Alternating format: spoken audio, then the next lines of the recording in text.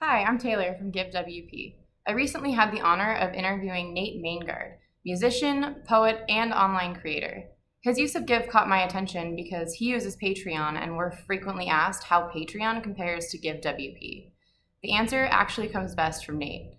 In this interview, he shares how he distributes and supports his online music through multiple platforms. Check it out.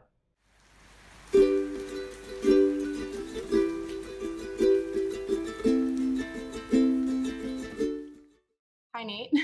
Tell me about your origin story. How did you first get into creating music? I will keep it as short as I am able. I come from a very musical family, and the kind of short version is that we listen to a lot of good music from the 60s and 70s, like the singer-songwritery kind of Bob Dylan, Bob Marley, the Beatles, Neil Young, Nick Drake, etc. And I fell in love with lyrics from a very young age, like words, the way that they could take feelings and put them into words and describe these incredible, make me feel things and think things and imagine things and go on these journeys all at once with just a few lines. That it blew my mind. And I actually started learning lyrics from a very young age, like maybe 8 or 9 years old. I started learning as many lyrics as I could. And yeah, so that kind of led to eventually playing guitar, and then just kind of, but always from a lyrical perspective, wanting to tell the like deep, true, colorful, powerful, meaningful stories. In every leaf a universe, in every verse a unity of leaves and trees and mysteries. Oh, who knows what it means. So you're a storyteller more than a musician, would you say? Oh yeah, 100%. Like one of the reasons I call myself a troubadour or a modern troubadour is that the troubadours were 13th century traveling musicians, bards, songwriters, and storytellers, and they were really deeply related to the stories and the meanings within their songs. And I feel like that's always been my thing: is that a song is an opportunity to go on a journey, and that for me is what draws me into it. So yeah. Sweet. That's really awesome to hear. I'm a storyteller too, so it's like I feel like I'm at a kindred spirit. Lovely. What sort of, I want to ask you questions now, but maybe later. Okay. When did you start sharing your music online first?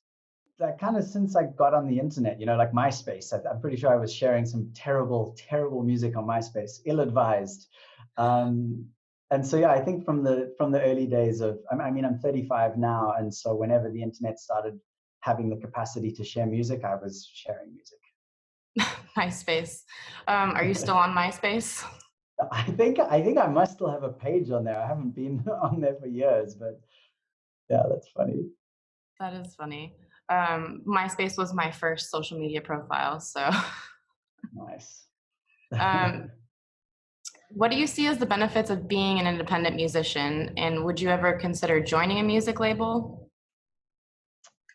Yeah, so the benefits of being independent is about freedom, liberation, especially with what, for myself personally, I can't speak for anyone else, but I I'm a truth speaker, and I'm not saying that I am the truth speaker, but I am someone who does the best to speak my truth as I feel it in the moment and as I know it in the moment, and that's liable to change.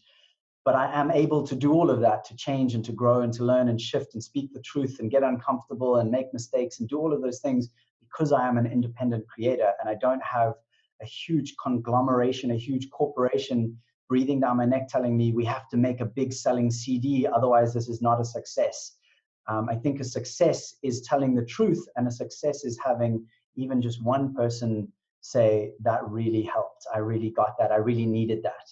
And so yes, I would sign to a label, but only if that label was deeply aligned with my own vision and felt sincere to me. And it would have to come under some pretty specific, yeah, I would need to really align in that way. And I would need to know that it isn't just about the money. I mean, I don't think, even if it is, the problem is that once you're running a corporation like that, it has to be about the money to a certain extent. And that's when Yeah. I get a little concerned. Is like, if someone can't get a hold of my music, which is, my music is medicine, it helps people. If they can't get a hold of it because they can't afford it, because I have to charge X amount because I'm on a record label, something's missing at that point. I read futures in their veins, simply telling me that Life always finds a way until I am back home again. I will sit here in wonder, learning how to. That's a really great point of view. I think that aligns a lot with the WordPress community too, but I'll come back to that. Okay. That being said, actually, so because you're independent, you have to manage all of your music and your distribution and like how people buy it from you. And I know diversifying your platforms, it seems pretty important. I noticed that you're like on YouTube, Patreon, Bandcamp, Amazon, Google, all of them. So can you tell me about why you diversify your platform so much and how you keep track of that many? But I don't keep track of that many very well, I'll be honest. I am less organized than I'd like to be, and I'm working on that. Like, for example, Amazon, I mean, I'm on all these platforms because I use a digital distribution company. So I go through CD Baby generally, and more recently one called DistroKid. And that's my digital distribution. So I could just take a song and be like, I want this song to be out to everyone in the whole world. And it'll go out to at least the major, Spotify, Google, Apple, Amazon, etc. But in terms of diversifying, I diversify my presence because I kind of think it's good that people can find the music where they are. And this is kind of like a pain and a pleasure point for me, in that the value of a song, it's intrinsically is basically zero. Like there's no one just wants to go and buy a song without having some kind of an incentive, because it's available everywhere. You can go find it on YouTube, you can listen on Spotify, etc. And so my objective is to build relationships with the people who care about my music, who have really got some value out of it, who've been like, oh my gosh, that song really helped me today, or that spoke about something I've been going through and couldn't really put into words. And if I can find those people and have a direct, real, authentic connection with them, then I have the chance of them going, you know what, I'm like, Nate's a rad dude and his music's really helped me. How can I pay him for that? How can I say thank you with money? And Patreon is one of the great ways that people can do that. And more recently, Give has become one of the ways people can do that. Cool. That's awesome to hear. Yeah, building relationships with your audience seems to be a really major part of what you do. I obviously had to like stalk your social media profiles a little bit, and I noticed that like you just seem to really build a community around your music. So that's cool. Thank you. You're welcome. What other methods have you used to build your online audience other than diversifying your platforms? Live streaming has probably been my most effective, and is actually the reason that I eventually found Give. Although I heard about you guys many years ago, but like it was basically, I've recommitted to live streaming recently because I realized that that was the place where people get to know me the fastest, in a sense. Like, yes, they can hear my music. Yes, they can see my posts on Instagram or something like that. But then when they come to a live stream, they see that I am who I am. I'm not pretending. Like it's me. It's messy. It's weird. It's wonderful. You get me as I am on that day. And then they get that. And then they also get to hear my music while I'm live streaming, and I get to interact. And so people go, okay, if they like that, then they really like me, and they know that they like my music. They like what I'm about. And I find that that's probably been the most effective way to build relationships through the internet. As an online option. I mean, I think playing like intimate shows in people's homes is definitely like still first prize for me, but live streaming comes a very close second.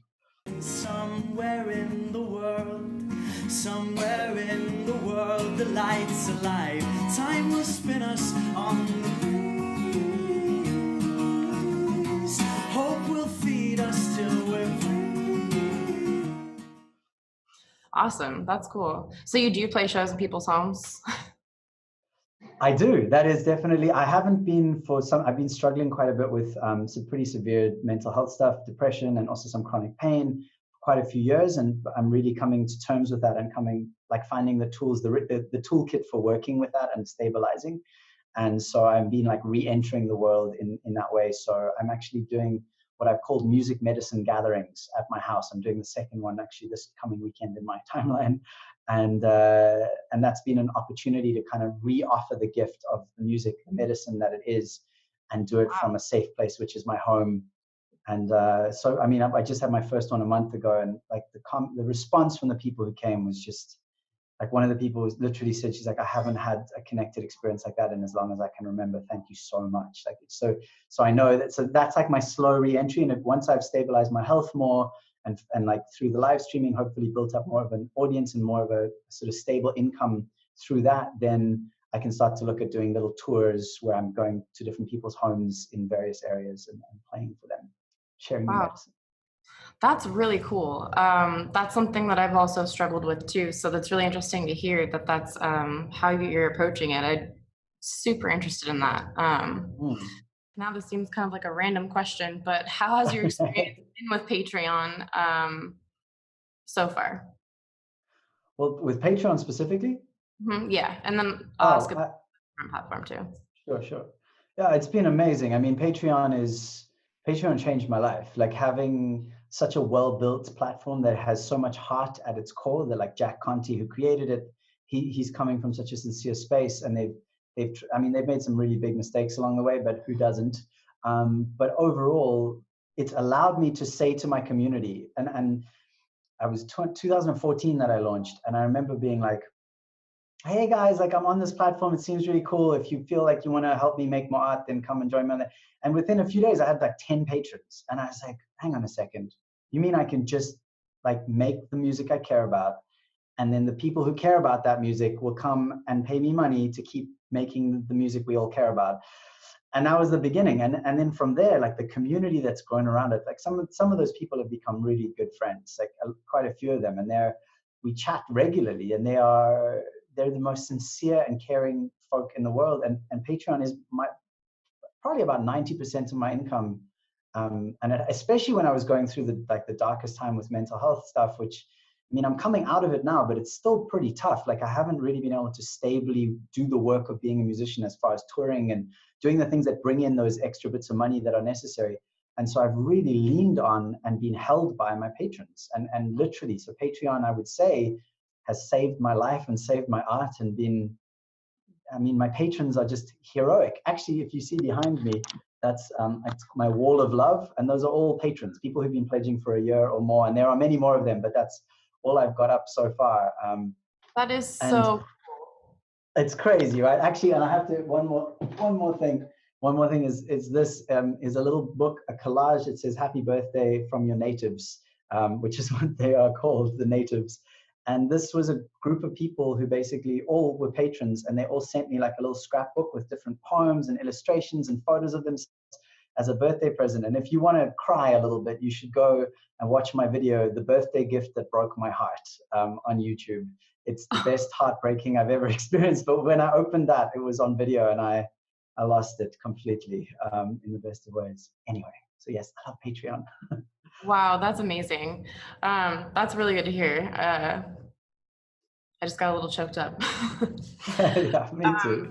I am one of those who share this hopeful worldview. Love is all we have. We have nothing we can lose. Let love out and let love in. Let love play and let love win.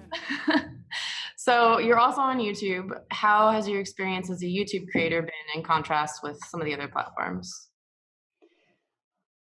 YouTube has been an area that I feel I haven't really shown up for as well as I could have, or as well as is necessary. I think one of the keys to success, I'm 100% certain that one of the keys to success is consistency.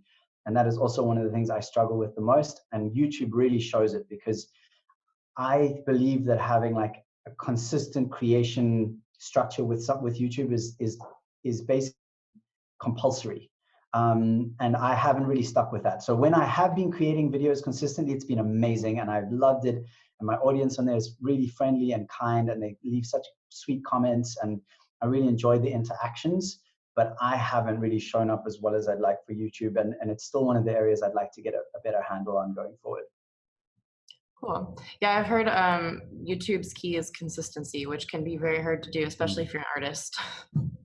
Mm-hmm.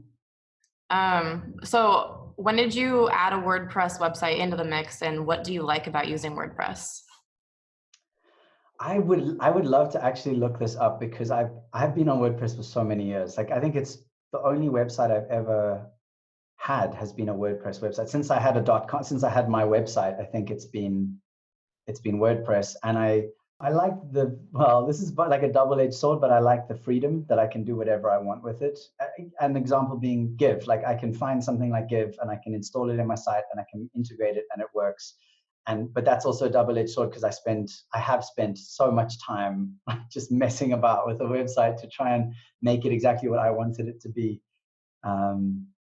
Yeah, like even recently I just changed my front page and now it doesn't have links to my other pages. But anyway, it's an ongoing work in progress.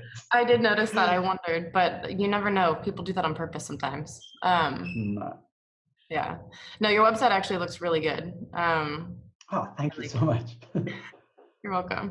I actually really love the customization you did on your Give form. What inspired Cool. you to add Give to your website? I heard about Give because I'm kind of geeky and techie in a techie way, which I know not like a lot of artists seem to not be, but I really, it's actually like not a great thing sometimes because I spend so much time looking up the latest tech and the latest this and the latest. So I've really looked through a lot of incredible WordPress plugins over the years just because I wanted to learn more about them. And Give, I remember finding it. I can't remember why I first looked it up, but I was like, this looks like an amazingly built plugin. Like it just based on the reviews and the general, like the whole thing felt really good. But at the time, I think I might have just been launching on Patreon and I was like, I don't really need another thing where I ask people for money in that way. But then more recently, there's an artist called Dawn Byers, who is a musician and she plays live streams on YouTube, on Facebook. And within her first year, she made $74,000 just from live streaming and just from tips and from sales, tips and sales of products. But she built an audience, and it was amazing. And she's a country artist. Her actual like backstory is just super interesting. But she used PayPal.me, like the PayPal.me link, which I don't really like because it means that the only people who can use it have to have a PayPal account and then they have to log in. And anyway, so I was like, that just seems a bit limited. And plus I can't do my own branding on it. And I want to make it feel like that comfortable, homely place that I like to invite people into with my music and with who I am. And so I was like, well, let me see if I could do that with Give. And I started on the free, but then I didn't enjoy having to go to it. Like they click PayPal and then it would take them to a new page. So I was like, I forked out for the premium, I think for Stripe. And since doing that, it's been really, really good. And I really love, I love the donor wall, the wall of donors, or what is it called? Donor wall. The donor wall, so where yeah. it basically says beneath the wall. See, we say wall in South Africa, which I could imagine is confusing. Anyway, but I love that because it means that anyone who tips, and I've changed the terminology thanks to, I think, Michelle, who helped me from Give. She basically changed all the places where it said donate to tip, because I'm playing online and I'm saying, hey, if you want to use my virtual tip jar, which was inspired by Dawn Byer calling hers a virtual tip jar, I was like, then you can use this place. And so it gives them that opportunity, and then they can leave a little comment on the wall and say, thank you, this is why I'm tipping, etc. So that's my Give story. I love it. All things resonate, from the really small to the extra great, and you are such a melody that the heavens lean down just to sing this to me. It's all music. That's awesome. I did actually see that you had some comments on your tip wall of love, and that looks really cool. Are you, other than your live streams and Twitter, are you sending that out? Like, how are you promoting that? So I'm still working it out because Patreon is still my primary. It's like where I want people to pledge ongoing, and I know that I can get that with Give, but I've already got such a good integrated system with Patreon, and I wouldn't want to try and move people across. And so at this point, I really promote it primarily or solely on my live streams, which happen on Facebook or on Periscope, which is Twitter's baby. So that's why in my Twitter bio and my Periscope bio, it's got my Give tip link, which is great. I really enjoyed because I managed to buy the URL nate.live, which is just fantastic. So it's just nate.live/tip, and that takes into my tip jar, which I just think it's great. Yeah, your domain was a really good catch because I was like, how did he get Nate.live? Like, that's gotta be so hard to get. But I think it's really cool to see how Patreon Yeah. and Give can work together. How you have Patreons and then you have your tip jar and you have all these platforms that you're working with. It's just really great to see how you're able to bring it all in one spot. So, Well, the crazy bit for me is that so many of the people who are tipping on my live streams are patrons, which is not something I would ever have asked for. And in some ways, it was shocked me because I'm like, they're already a patron. They already do so much for me on an ongoing basis. And yet they're the ones who are like watching my live streams and throwing me a few dollars here and there, and it all adds up. But so I realized, oh, there is actually a place for both. Whereas before I would have said there was only place for Patreon in my world. And so it's been a nice learning for me. cool, that's awesome. Would you recommend Give to other Patreons and other artists? Yeah, I mean, I would say it's definitely for people who are wanting to customize their visuals, like who really want to take control of their interactions with their audience. Because I mean, my page is very basic, but it is my page. Like I've made it look the way that I feel good for it to look, and also it feels like there's no middleman. That's the nice thing about WordPress. The nice thing about Give is that as far as the people using it are concerned, they just come and it's just my site. Yeah, so I would say, yeah, having the freedom, I would say definitely depends on what a creator is doing, depends on how their relationship with their audience is. But I would say for live streamers, yeah, heck yes. Because it also builds, like, I get everyone's emails. I trust myself and they trust me. So I know that I'm not like trusting Facebook with our data or whatever. Like the relationship stays integrated and I can use those emails to send them personal thank you messages. And like it's such an open and yet safe way of interacting that, I don't know, it's the same, similar to Patreon, because Patreon really focuses on allowing that to happen. So I personally think it's a really great integration. I think on my Patreon page, I've even got at the bottom, if you want to give a once-off donation, and I'm pretty sure I've changed that link to my Give page now, because it used to be to the PayPal donation page. But like sometimes people just want to tip once, and that's fine. That's how they can do it. Somebody please slow it down. Slow it down. Slow it down. Last question. Do you have any other advice or things you want to share with the audience? I would say that the focus on giving is a wonderful shift in attitude that I'm currently teaching myself and learning. Is that for quite a long time, especially through mental health issues, I've become so internally focused on myself and what I don't have and what's missing and not getting enough and all those things. But the big turning point for me was realizing that my art, my music, my presence in the world are a gift, and that the best thing I can do is to give that and to offer it as openly as possible, and then to trust and to ask for the support in return.